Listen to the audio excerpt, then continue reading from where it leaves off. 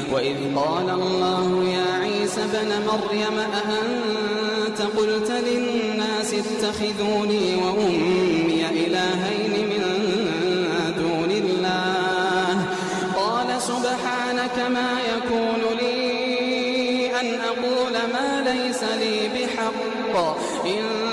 كنت قلته فقد علمته تعلم ما في نفسي قال سبحانك ما يكون لي أن أقول ما ليس لي بحق إن كنت قلته فقد علمته تعلم ما في نفسي ولا أعلم ما في نفسك تعلم ما في نفسي ولا أعلم ما في نفسك إنك أنت علام الغيوب ما قلت لهم إلا ما أمرتني به